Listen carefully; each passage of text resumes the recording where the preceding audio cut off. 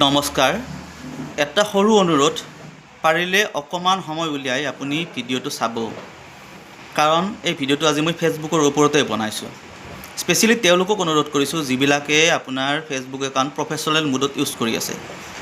কাৰণ বৰ্তমান সময়ত ফেচবুকে ডেইলি অসংখ্য ফেচবুক একাউণ্ট ডিজেবল অথবা ছাছপেণ্ডেড কৰি আছে। আৰু এইটো কথা নহয় যে মই নিজৰ কণ্টেণ্টেই দি আছোঁ, মোৰ নিজৰে কণ্টেণ্ট চলি আছে একাউণ্টত, তেনেকুৱা নহয়। তেনেকুৱা একাউণ্টত বৰ্তমান সময়ত ছাছপেণ্ডেড কৰি আছে বা ডিজেবল কৰি পেলাইছে।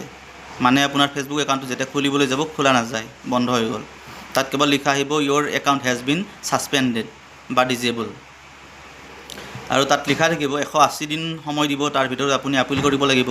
আপোনাৰ একাউণ্টটো খুলিবৰ কাৰণে আপিল কৰিব পাৰে। আৰু তলত নীলা বাৰ এটা থাকিব, বাৰটোত আপিল বুলি এটা অপশ্যন থাকিবই।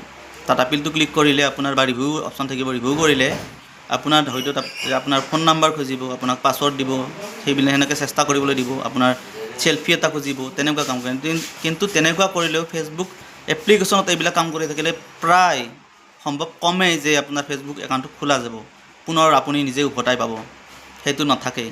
তাৰ বাবে বেলেগ এটা ব্যৱস্থা কৰিব লাগিব। আৰু সেইটো ফেচবুক এপ্লিকেশ্যনত নহয়, আপুনি হয়তো গুগল ক্ৰমত যে কৰিব লাগিব। আৰু সেইটো কেনেকৈ কৰিব লাগে আপোনাক আজি সেইটো দেখাইছোঁ।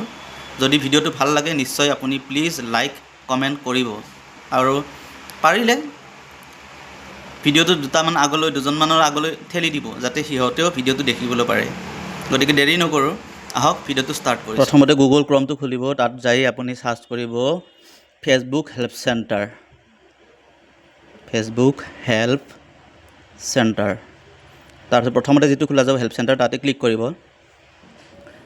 তাৰপিছত আহিব এনেকৈ অপশ্যন, তাৰপিছত আপোনাৰ চাৰ্চ হেল্প আৰ্টিকল বুলি যিটো অপশ্যন আছে তাতে চাৰ্চ কৰিব। তাত লিখিব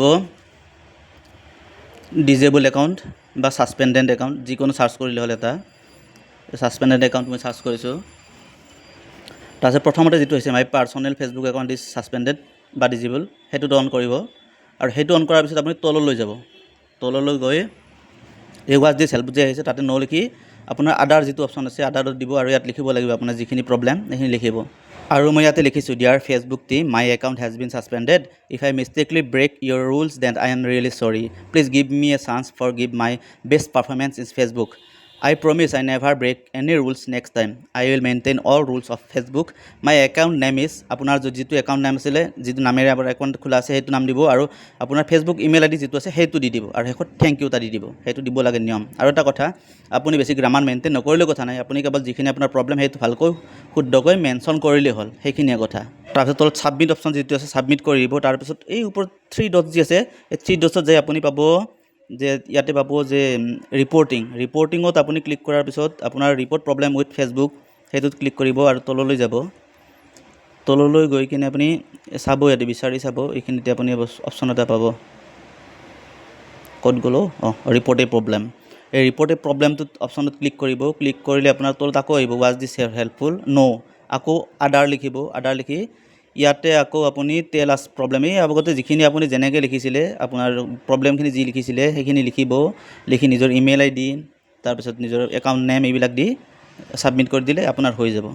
আৰু এইখিনি কৰাৰ পিছত আপুনি নিশ্চিত থাকক, আপোনাৰ ফেচবুক একাউণ্ট যদি তেনেকুৱা হৈ যায় নিশ্চয় খোলা যাবই, এইটো আপুনি কথা দি থৈছোঁ। কেৱল এটা কথা, আপুনি এই বস্তুখিনি কাম কৰাৰ লগে লগে খোলা নাযায়। হয়তো 24 ঘণ্টা লাগিব পাৰে বা বৰ বেছি 72 ঘণ্টা লাগিব পাৰে বা তাৰ আগতো হৈ যাব পাৰে, কিন্তু ফেচবুক একাউণ্টটো আপুনি নিশ্চয় ঘূৰাই পাবই। ধন্যবাদ।